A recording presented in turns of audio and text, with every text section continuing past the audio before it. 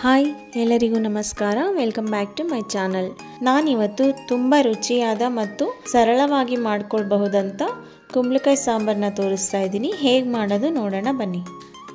ಒಂದು ಪಾತ್ರೆಯಲ್ಲಿ ನೀರು ಕಾಯಕ್ಕಿಟ್ಟಿದ್ದೆ, ಅದು ಇವಾಗ ಕುದೀತಾ ಇದೆ. ಇದಕ್ಕೆ ಹೆಚ್ಚಿಟ್ಕೊಂಡಿರೋ ಕುಂಬಳಕಾಯಿ, 1/4 ಟೀ ಸ್ಪೂನ್ ಅರಿಶಿನ, ಸ್ವಲ್ಪ ಬೆಲ್ಲ ಮತ್ತು ಕುಂಬಳಕಾಯಿ ಉಪ್ಪಿಡಿಯೋಕ್ಕೋಸ್ಕರ ಒಂದು ಅರ್ಧ ಸ್ಪೂನ್ ಉಪ್ಪು, ಹೆಚ್ಚಿಟ್ಕೊಂಡಿರೋ 1 ಟೊಮೆಟೊ, ಇಷ್ಟನ್ನು ಹಾಕಿ ಒಂದು 3 ರಿಂದ 4 ನಿಮಿಷ ಬೇಯಿಸ್ಕೋಬೇಕು. ಕುಂಬಳಕಾಯಿ ಬೇಯೋ ತನಕ ಆದರೆ ಸಾಕಾಗುತ್ತೆ. ಅಷ್ಟರಲ್ಲಿ ನಾವು ಮಸಾಲಾನ ರೆಡಿ ಮಾಡ್ಕೊಳ್ಳೋಣ. ಬಾಣಲೆಗೆ 1 ಸ್ಪೂನ್ ಎಣ್ಣೆ ಹಾಕೋತಾ ಇದ್ದೀನಿ. ಎಣ್ಣೆ ಕಾದ ನಂತರ 1 ಸ್ಪೂನ್ ಧನಿಯಾ, 1 ಸ್ಪೂನ್ ಉದ್ದಿನಬೇಳೆ, 1 ಸ್ಪೂನ್ ಕಡಲೆಬೇಳೆ, 1/4 ಟೀ ಸ್ಪೂನ್ ಮೆಂತ್ಯ, ಅರ್ಧ ಸ್ಪೂನ್ ಜೀರಿಗೆ, ಸ್ವಲ್ಪ ಕರಿಬೇವು ಸೊಪ್ಪು, ಇಷ್ಟನ್ನು ಹಾಕಿ ಸ್ವಲ್ಪ ಫ್ರೈ ಮಾಡ್ಕೊತಾ ಇದ್ದೀನಿ. ಈ ಸಾಂಬಾರಿಗೆ ಬೇಳೆ ಆಗ್ಬೋದು, ಈರುಳ್ಳಿ, ಬೆಳ್ಳುಳ್ಳಿ ಯಾವುದು ಹಾಕ್ತಾ ಇಲ್ಲ. ಆದರೂ ಸಾಂಬಾರು ತುಂಬ ರುಚಿಯಾಗುತ್ತೆ ಮತ್ತು ಮಾಡ್ಕೊಳ್ಳೋದು ತುಂಬ ಸುಲಭ. ನೀವು ಒಂದ್ಸಲ ನಿಮ್ಮ ಮನೆಯಲ್ಲಿ ಟ್ರೈ ಮಾಡಿ, ಹೇಗಿತ್ತು ಅಂತ ಕಮೆಂಟ್ ಮಾಡಿ ಹೇಳಿ.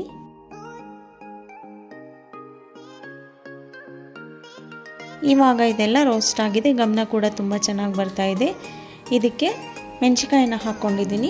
5 ಬ್ಯಾಡಿಗೆ ಮೆಣಸಿಕಾಯಿ, 2 ಗುಂಟೂರು ಮೆಣಸಿಕಾಯಿನ ತೊಗೊಂಡಿದ್ದೀನಿ. ಮೆಣಸಿಕಾಯಿನ ಜಾಸ್ತಿ ಹುರ್ಕೊಳ್ಳೋ ಆಗಿಲ್ಲ, ಸ್ವಲ್ಪ ಬೆಚ್ಚಗಾದರೆ ಸಾಕಾಗುತ್ತೆ. ನಾನು ಇವಾಗ ಸ್ಟವ್ ಆಫ್ ಮಾಡ್ಕೊಂಡಿದ್ದೀನಿ. ಅದೇ ಬಿಸಿನಲ್ಲಿ ಸ್ವಲ್ಪ ಮಿಕ್ಸ್ ಮಾಡಿಕೊಂಡ್ರೆ ಮೆಣಸಿಕಾಯಿ ಕೂಡ ಬಿಸಿ ಆಗುತ್ತೆ.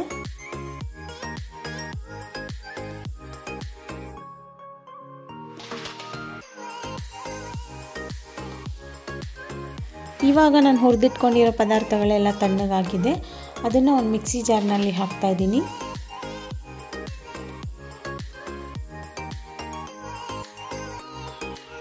ನಂತರ ಇದಕ್ಕೆ 3/4 ಕಪ್ ತೆಂಗಿನಕಾಯಿ ತುರಿ, ಸ್ವಲ್ಪ ಹುಣಸೆಹಣ್ಣು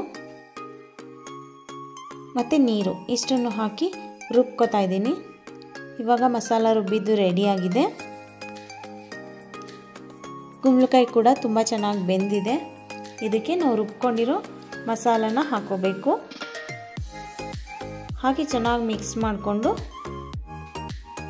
ನಿಮಗೆ ಎಷ್ಟು ಗಟ್ಟಿ ಬೇಕೋ ಅಷ್ಟು ನೀರನ್ನು ಹಾಕ್ಕೊಳ್ಳಿ ಮತ್ತು ರುಚಿಗೆ ತಕ್ಕಷ್ಟು ಉಪ್ಪು, ಇಷ್ಟನ್ನು ಹಾಕಿ ಮಿಕ್ಸ್ ಮಾಡಿ ಒಂದು 5 ನಿಮಿಷ ಕುದಿಸ್ಕೋಬೇಕು. ಇವಾಗ 5 ನಿಮಿಷ ಆಗಿದೆ, ಸಾಂಬಾರು ಚೆನ್ನಾಗಿ ಬೆಂದಿದೆ. ಇದಕ್ಕೆ ಒಗ್ಗರಣೆ ಹಾಕ್ಕೊಳ್ಳೋಣ. ಬಾಣಲೆಗೆ 2 ಸ್ಪೂನ್ ಎಣ್ಣೆ ಹಾಕೋತಾ ಇದ್ದೀನಿ. ಎಣ್ಣೆ ಕಾದ ನಂತರ 1 ಸ್ಪೂನ್ ಸಾಸಿವೆ, 1 ಒಣಮೆಣಸಿನ್ಕಾಯಿ, ಸ್ವಲ್ಪ ಕರಿಬೇವು ಸೊಪ್ಪು, ಚಿಟಕಿ ಇಂಗು, ಇಷ್ಟನ್ನು ಹಾಕಿ ಸ್ವಲ್ಪ ಫ್ರೈ ಮಾಡ್ಕೊತಾ ಇದ್ದೀನಿ. ಇವಾಗ ಒಗ್ಗರಣೆ ರೆಡಿಯಾಗಿದೆ. ಇದನ್ನು ಸಾಂಬಾರಿಗೆ ಹಾಕೋತಾ ಇದ್ದೀನಿ. ಚೆನ್ನಾಗಿ ಮಿಕ್ಸ್ ಮಾಡಿಕೊಂಡ್ರೆ ಸಾಂಬಾರು ರೆಡಿಯಾಗುತ್ತೆ. ನೀವು ಇನ್ನೂ ಸ್ವಲ್ಪ ಉಪ್ಪು ಬೇಕು ಅಂದರೆ ಕೊನೆಯಲ್ಲಿ ಹಾಕೋಬಹುದು. ಈ ಸಾಂಬಾರನ್ನ ಅನ್ನ ಮತ್ತು ಮುದ್ದೆ ಜೊತೆಗೆ ತಿನ್ಬೋದು ಮತ್ತು ಇಡ್ಲಿ ಜೊತೆಗೂ ತುಂಬ ಚೆನ್ನಾಗಿರುತ್ತೆ.